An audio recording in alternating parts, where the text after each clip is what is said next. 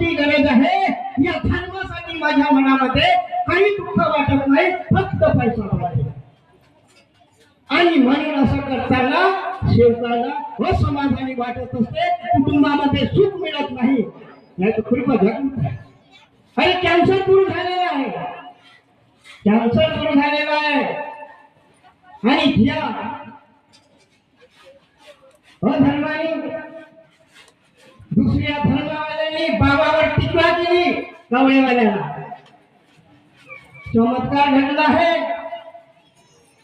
पारधीच्या इथं सेवकरामजी पारधी, मंगळजी पारधी त्या काळाची गोष्ट सांगतो. आणि आधी ती कृपा आहे, पण आमच्यात तसं पावरच नाही.